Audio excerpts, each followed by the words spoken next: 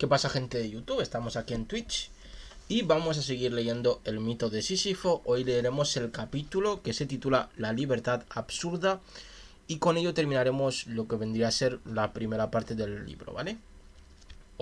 Sí, la primera parte del libro. Luego hay otra segunda parte que tiene que ver con otras cuestiones también muy interesantes.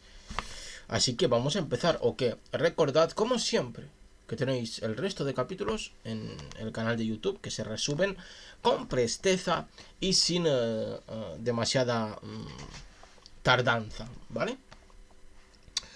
Pues empezamos, señoras y señores. Ahora lo principal está hecho. Tengo algunas evidencias de las que no puedo apartarme. Lo que sé, lo que es seguro, lo que no puedo negar, lo que no puedo rechazar, eso es lo que importa. Puedo negarlo todo de esa parte de mí que vive de inciertas nostalgias, salvo el deseo de unidad, el apetito de resolver, la exigencia de claridad y cohesión. Puedo refutarlo todo en este mundo que me rodea, me hiere o me transporta, salvo el caos, el azar rey y la divina equivalencia que nace de la anarquía. No sé si este mundo tiene un sentido que lo supera, pero sé que no conozco ese sentido y que de momento me es imposible conocerlo. ¿Qué significa para mí un significado al margen de mi condición? Solo puedo comprender en términos humanos. Comprendo lo que toco, lo que se me resiste. Y estas dos certidumbres, mi apetito de absoluto y de unidad y la irreductibilidad de este mundo a un principio racional y razonable, sé también que no puedo conciliarlas. ¿Qué otra verdad puedo reconocer sin la intervención de una esperanza que no tengo y que nada significa dentro de los límites de mi condición? Si yo fuese un árbol entre los árboles, un gato entre los animales, esta vida tendría un sentido, o más bien este problema no tendría sentido, pues yo no formaría parte de este mundo. Ojo, está hablando del mundo de los humanos, ¿vale? Que es muy interesante. Yo sería este mundo al que me opongo ahora con toda mi conciencia y con toda mi exigencia de familiaridad. Esta razón tan irrisoria es la que me opone a toda la creación. No puedo negarla de un plumazo, por tanto debo mantener lo que creo cierto. Debo sostener lo que me parece tan evidente, incluso contra mí.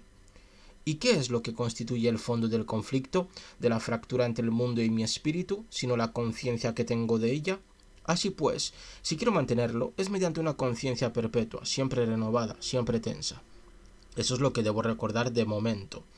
En ese momento lo absurdo, a la vez tan evidente y tan difícil de conquistar, entra en la vida de un hombre y recobra su patria. También en ese momento el espíritu puede abandonar la senda árida y reseca del esfuerzo lúcido. Esta desemboca ahora en la vida cotidiana. Recobra el mundo del sé anónimo, pero ahora el hombre entra en él con su rebelión y su clarividencia. Ha desaprendido a esperar. El infierno del presente es por fin su reino. Todos los problemas recuperan su filo. La evidencia abstracta se retira ante el lirismo de formas y colores. Los conflictos espirituales se encarnan y vuelven a encontrar el abrigo miserable y magnífico del corazón humano. Ninguno está resuelto, pero todos se han transfigurado. Vamos a morir, a escapar a través del salto, a reconstruir una casa de ideas y formas a nuestra medida, o por el contrario, ¿vamos a mantener la apuesta desgarradora y maravillosa de lo absurdo? Hagamos un último esfuerzo a este propósito y saquemos todas las consecuencias. El cuerpo, la ternura, la creación, la acción y la nobleza humana recuperarán entonces su lugar en este mundo insensato. El hombre volverá finalmente a encontrar el vino de lo absurdo y el pan de la indiferencia con los que se nutre su grandeza. Insistamos una vez más en el método. Se trata de obstinarse, ¿vale? En cierto punto de su camino, el hombre absurdo es solicitado. No faltan en la historia religiones ni profetas, inclusive sin dioses. Le piden que salte. Todo cuanto puede responder es que no lo acaba de entender, que eso no es evidente. Es decir, le piden que haga un salto, realmente un salto hacia ellas, un salto de fe, que las crea, ¿no? Que acepte la realidad que ellas proponen, o la explicación de la realidad que ellas proponen. No quiere hacer, precisamente, sino lo que entiende bien. Le aseguran que eso es pecado de orgullo, mas él no comprende la noción de pecado. Quizás el infierno esté al final, pero no tiene bastante imaginación para imaginarse ese extraño futuro. Acaso pierda la vida inmortal, pero eso le parece fútil. Quisieran que reconociese su culpabilidad. Él se siente inocente. A decir verdad, Solo siente eso, su irremediable inocencia. Ella es la que le permite todo. Así, lo que se exige a sí mismo es vivir solamente con lo que sabe, arreglárselas con lo que es, sin que intervenga en nada que no sea cierto. Cierto para él, para la persona, ¿vale? Lo que se exige, ¿vale? A sí mismo es vivir solamente con lo que sabe, ¿vale? No existe la creencia de aquello que no se sabe. No existe el misterio de lo desconocido para este ser humano, para este hombre. Solo existe aquello de lo que tiene certeza, ¿vale? Eso es muy importante. No existe nada en la sombra, no hay ningún tipo de oscuridad. Solo se guía por la luz y solo camina en aquellos espacios donde haya luz y esa luz él la comprenda. Porque puede haber luz y no comprenderla. No sé si me explico. Le responden que nada lo es, pero eso por lo menos es una certeza, ¿vale? Ha de habérselas con ella. Quiere saber si es posible vivir sin apelación. ¿Vale? Espera, voy a apuntar aquí esto para que se quede ahí. Ahora puedo abordar la noción de suicidio. Ya hemos visto la solución que es posible darle. En este punto se invierte el problema. Anteriormente se trataba de saber si la vida, para ser vivida, debía tener un sentido. Ahora parece, por el contrario, que se la vivirá tanto mejor cuanto menos sentido tenga. ¿Vale?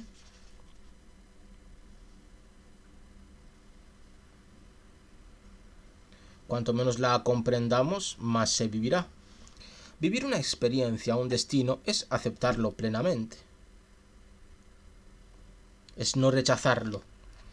Ahora bien, no se vivirá ese destino sabiendo lo absurdo, si no se hace todo para mantener ante sí ese absurdo iluminado por la conciencia. Negar uno de los términos de la oposición de la que vive es eludirlo. Abolir la rebelión consciente es esquivar el problema. El tema de la revolución permanente se traslada así a la experiencia individual. Vivir es hacer que viva lo absurdo. Hacerlo vivir es, ante todo, contemplarlo, ¿vale?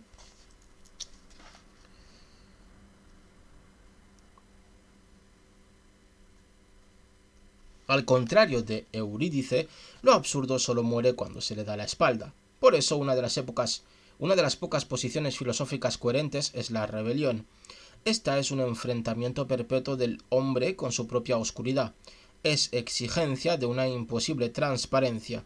Pone el mundo en tela de juicio en cada uno de sus segundos. Así como el peligro proporciona al hombre la insustituible ocasión de asirla, también la rebelión metafísica extiende la conciencia a lo largo de la experiencia. Es esa presencia constante del hombre ante sí mismo. No es aspiración, carece de esperanza. Lo de la rebelión metafísica se explica mucho mejor. Él tiene un tratado mucho más amplio, que es el del hombre rebelde, ¿vale? Creo que se titula así. Creo que sí. Donde habla sobre este concepto y ahí se expone muchísimo mejor lo que quiere decir, ¿vale? Esta rebelión no es sino la seguridad de un destino aplastante sin la resignación que debería acompañarla. Es decir, esta rebelión existencial, metafísica, perdón, es sabemos el hecho de que el final, conoces el final, ¿vale? De tu vida, de la realidad, conoces el final, lo sabes, pero no te rebelas contra él.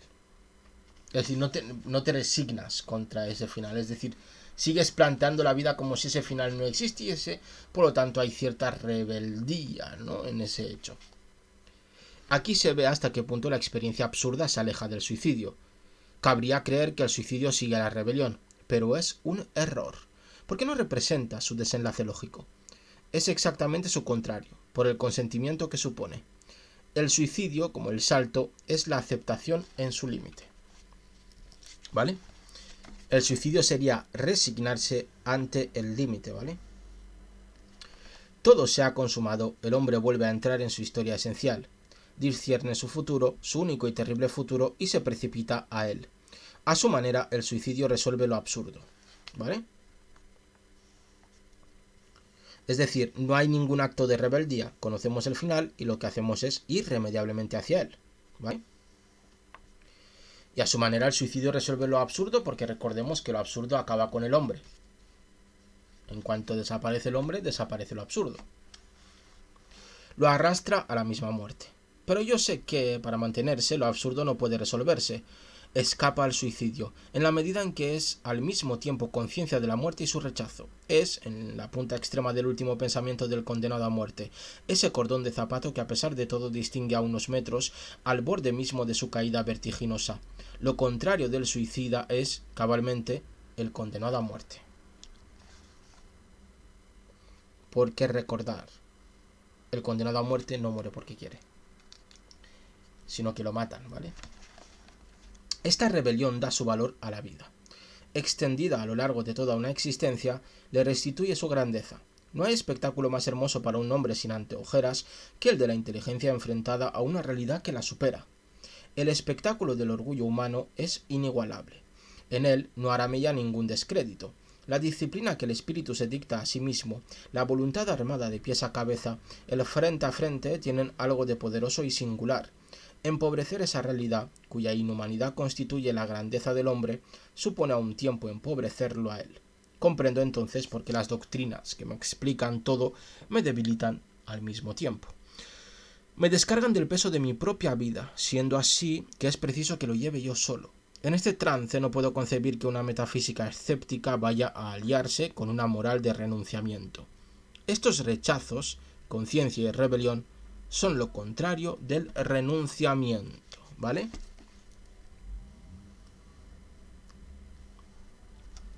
Todo cuanto hay de irreductible y apasionado en un corazón humano los anima, por el contrario, con su vida. Se trata de morir irreconciliado y no de buen grado. El suicidio es un desconocimiento, ¿vale? Aquí es muy interesante esto. Se trata de morir irreconciliado y no de buen grado. Es decir, como enfadados, diciendo, pero ¿por qué me tengo yo que ir de la vida, no? ¿Que por qué tengo que dejarla ahora? ¿No? Como refunfuñando, pues ahora me tengo que ir, ¿sabes? El hombre absurdo no puede sino agotarlo todo y agotarse, ¿vale? Lo absurdo es su tensión más extrema, la que él mantiene constantemente con un esfuerzo solitario, pues sabe que, con esta conciencia y esta rebelión, día a día testimonia su única verdad, que es el desafío. Esto es una primera consecuencia.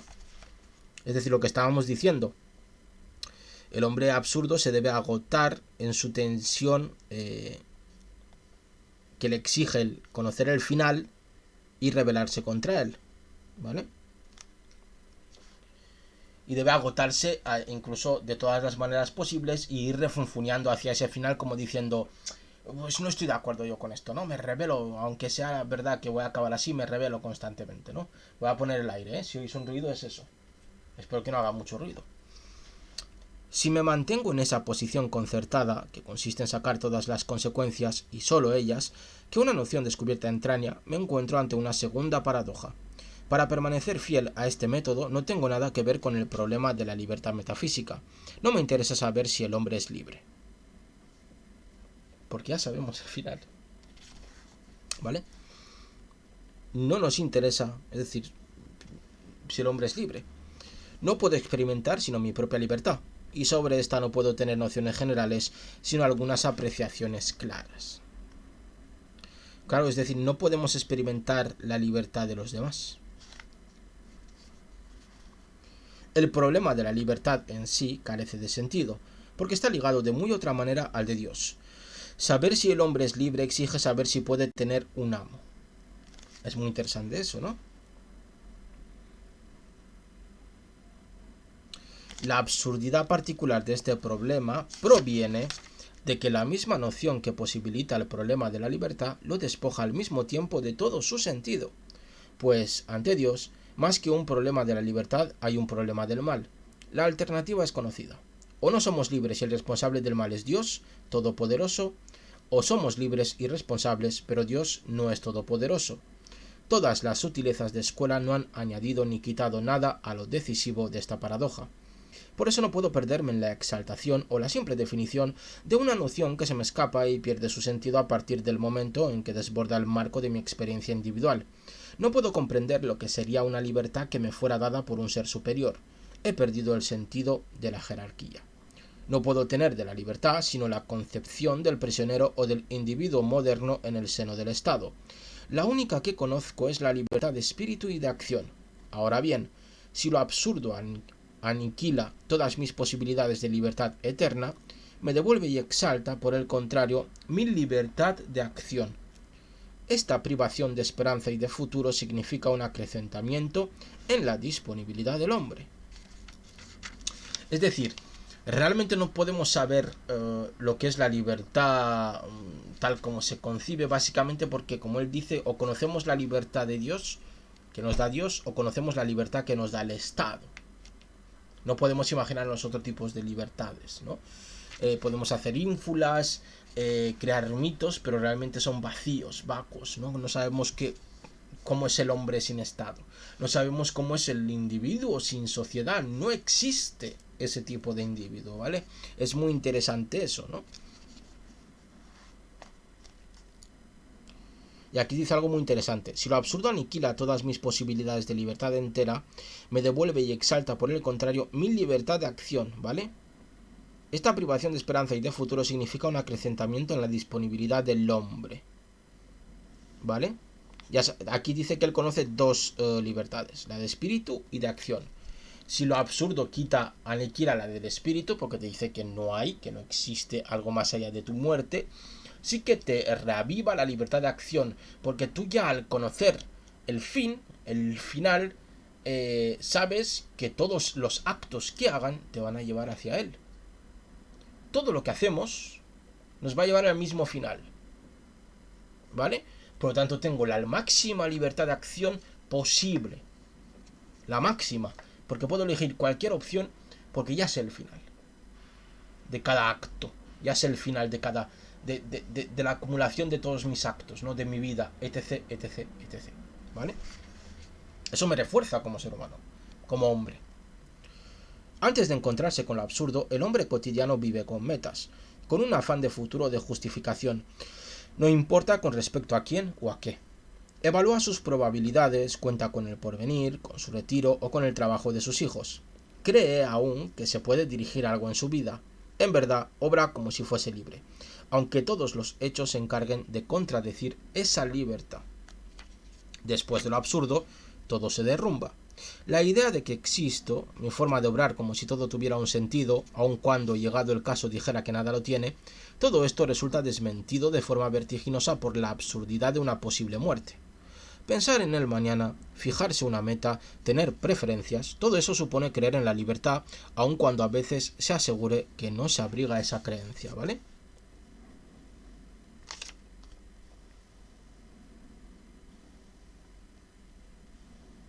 Pero en ese momento sé perfectamente que no existe esa libertad superior, esa libertad de existir que es la única que puede fundamentar una verdad, ¿vale? Sabemos perfectamente que no existe esa libertad. La muerte está ahí como única realidad. Después de ella la suerte está echada. Ya no soy libre de perpetuarme, sino que soy esclavo, y sobre todo esclavo sin esperanza de revolución eterna, sin el recurso del desprecio. ¿Y quién puede seguir siendo esclavo sin revolución y sin desprecio? ¿Qué libertad en sentido pleno puede existir sin seguridad de eternidad? Pero al mismo tiempo el hombre absurdo comprende que hasta entonces estaba ligado a ese postulado de libertad con cuya ilusión vivía.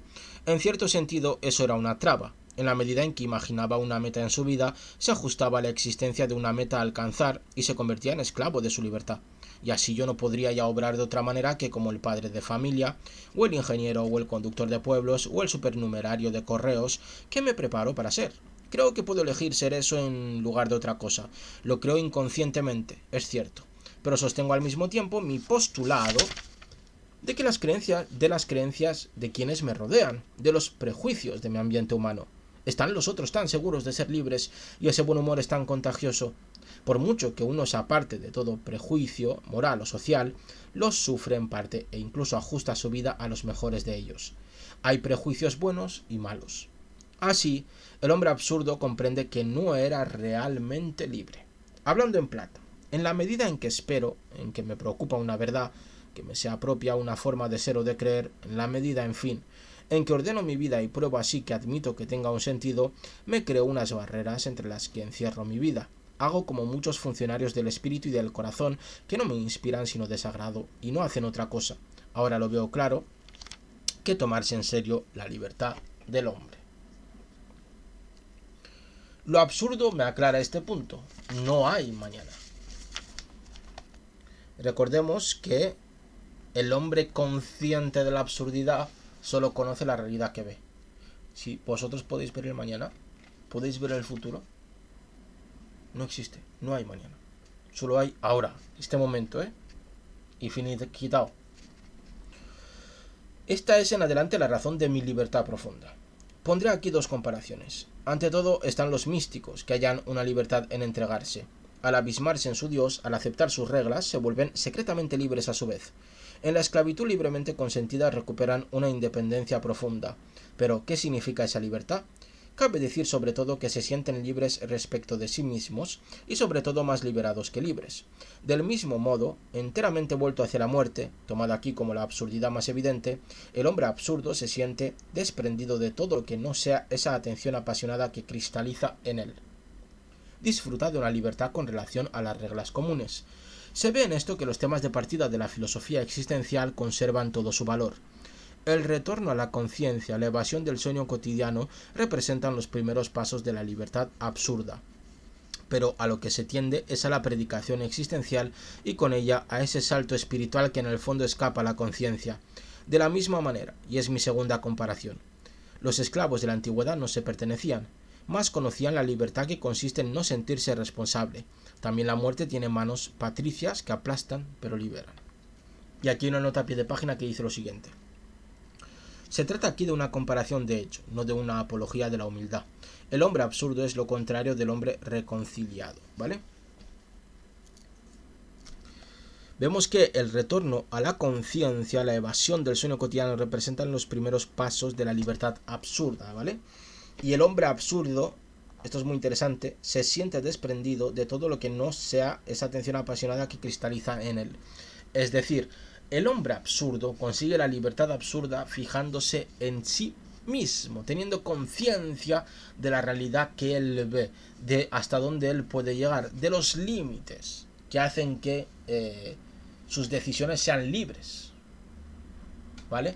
Porque esos límites existen para todo el mundo y ese límite o esos límites también existen para ese hombre. Entonces ese hombre tiene, como he dicho antes, libertad de acción total, sabiendo que al final todo acabará en la muerte.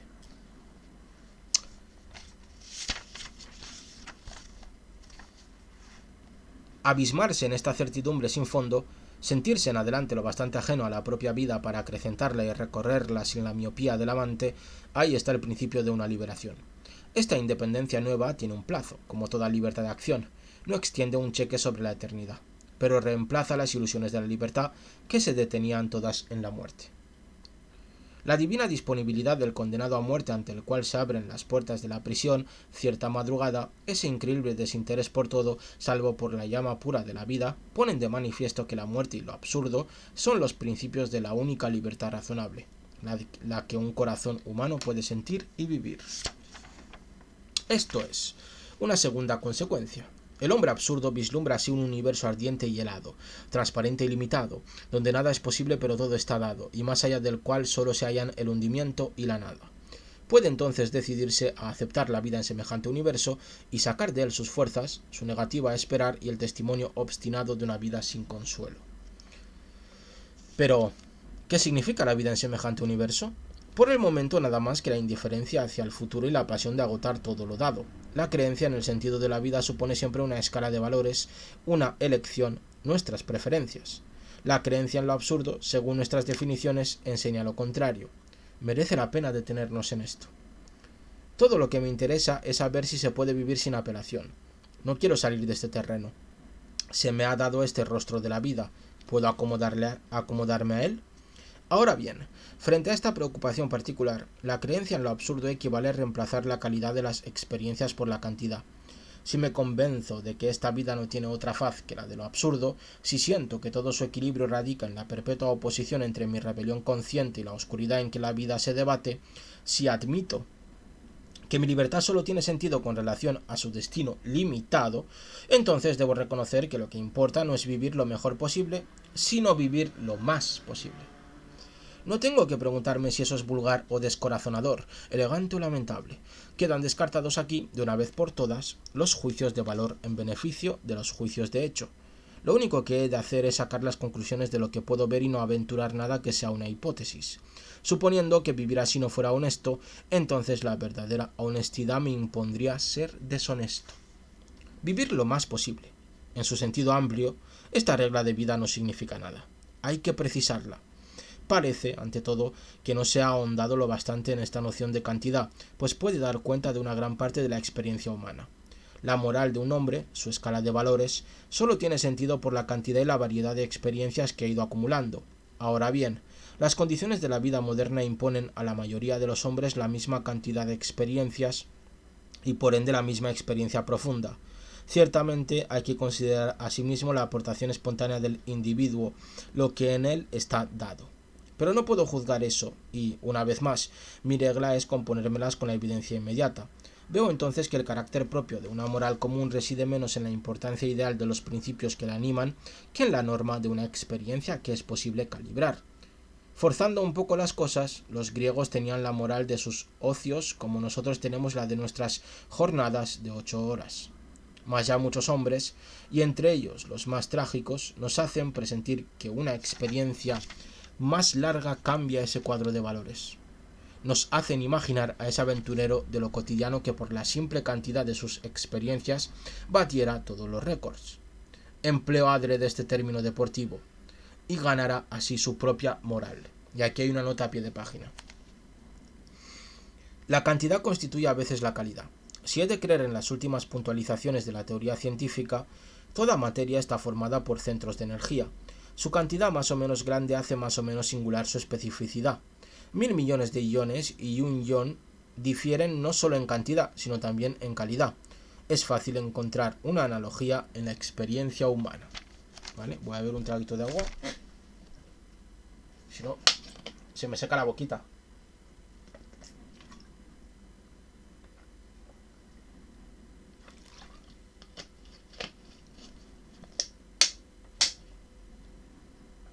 Y voy a apagar el airecito, que ya se ha enfriado. Pesado, hombre.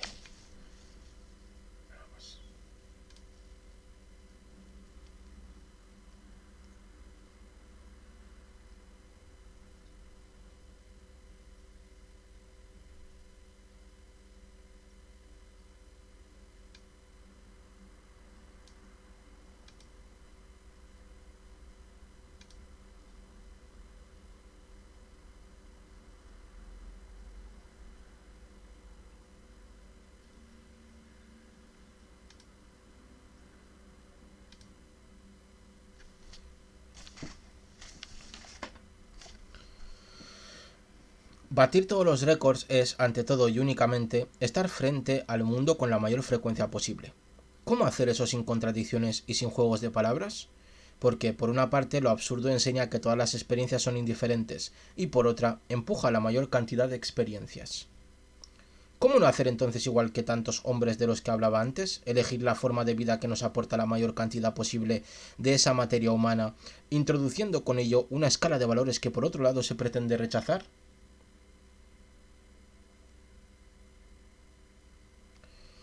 Pero sigue siendo lo absurdo y su vida contradictoria lo que nos enseña, pues el error estriba en pensar que la cantidad de experiencias depende de las circunstancias de nuestra vida, siendo así que depende solo de nosotros. En esto hay que ser simplista. El mundo proporciona siempre la misma suma de experiencias a dos hombres que vivan el mismo número de años. A nosotros atañe tener conciencia de ellas, sentir la propia vida, la rebelión, la libertad y lo más posible es vivir lo más posible. Allá donde reina la lucidez, la escala de valores resulta inútil. Seamos aún más simplistas. Digamos que el único obstáculo, el único lucro cesante, lo constituye la muerte prematura. El universo sugerido aquí no vive sino por oposición a esa constante excepción que es la muerte. Y por ello ninguna profundidad, ninguna emoción, ninguna pasión y ningún sacrificio podrían igualar a los ojos del hombre absurdo, aunque así lo deseara, una vida consciente de 40 años y una lucidez que abarcase 60 años. Y aquí hay otra nota a pie de página. Cabe la misma reflexión sobre una noción tan diferente como la idea de la nada. Esta no añade ni quita nada a lo real. En la experiencia psicológica de la nada, nuestra propia nada adquiere su verdadero sentido al considerar lo que sucederá dentro de 2000 años. En uno de sus aspectos, la nada está hecha exactamente con la suma de las vidas por venir que no serán las nuestras.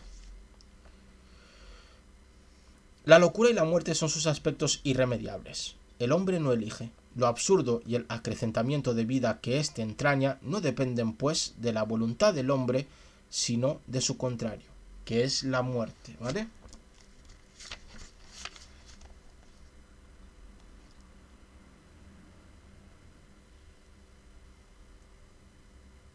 Si no existiese la muerte, si fuésemos inmortales, no existiría lo absurdo. Por lo tanto, lo absurdo no nos pertenece, sino que depende de el final, la muerte. Y aquí hay otra nota a pie de página.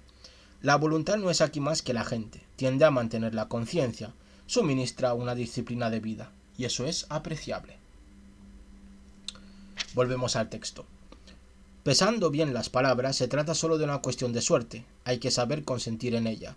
20 años de vida y de experiencias no se reemplazarán ya nunca. Por una inconsecuencia extraña en raza tan sagaz, los griegos aseguraban que quienes morían jóvenes eran los amados de los dioses. Y no es cierto, salvo si se quiere admitir que entrar en el mundo irrisorio de los dioses es perder para siempre el más puro de los goces, que es sentir y sentirse sobre esta tierra. El presente y la sucesión de los presentes ante un alma sin cesar consciente, tal es el ideal del hombre absurdo. Mas la palabra ideal conserva aquí un sonido falso. No es siquiera su vocación, sino solo la tercera consecuencia de su razonamiento.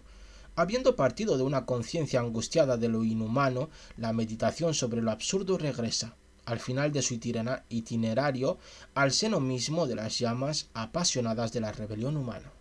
Y hay otra nota a pie de página.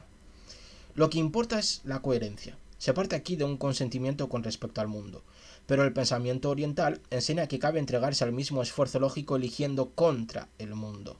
Eso es también legítimo y da a este ensayo su perspectiva y sus límites. Pero cuando la negación del mundo se ejerce con el mismo rigor, se llega a menudo, en ciertas escuelas vedantas, a resultados semejantes en lo concerniente, por ejemplo, a la indiferencia de las obras. En un libro de gran importancia, Lechos, Jean Grenier funda de esta manera una verdadera filosofía de la indiferencia. Y ahora seguimos con el texto. Saco así de lo absurdo 3 consecuencias, que son mi rebelión, mi libertad y mi pasión.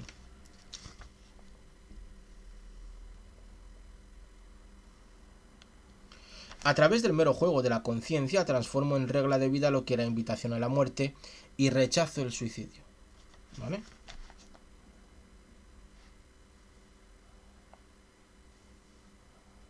Es decir, aquello que me iba a matar, que me iba a provocar el suicidio, que es conocer mi final, saber realmente cuál es el final, que es la muerte, pues lo que provoco es que hago eso como parte fundamental de mi vida, ¿vale?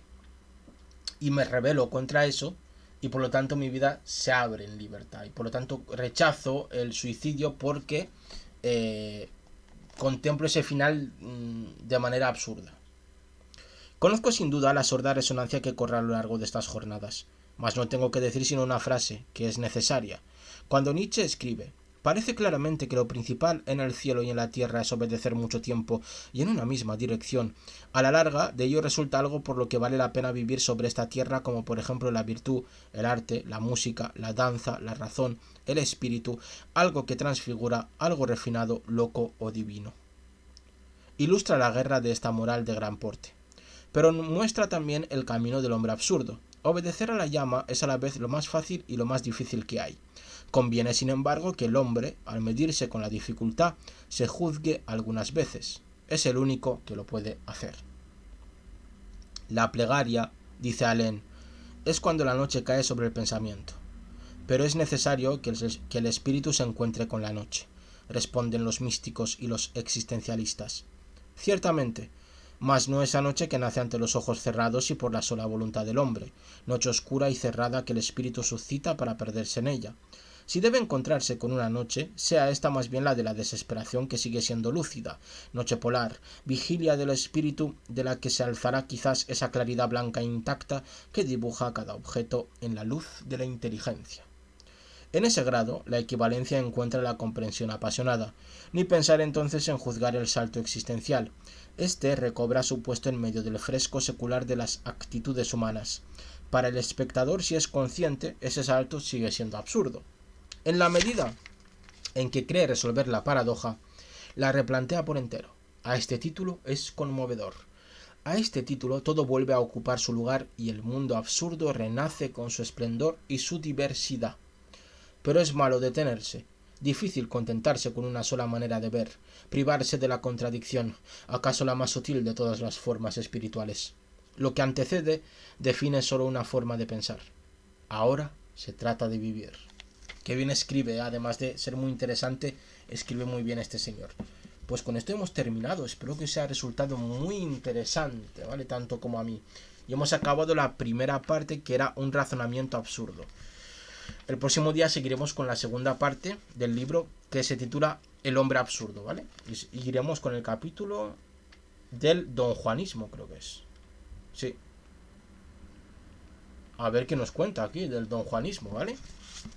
Como siempre, muchas gracias por haberme acompañado. Os mando millones de besitos, millones de abracitos absurdos y nos vemos en siguientes directos. Chao, chao.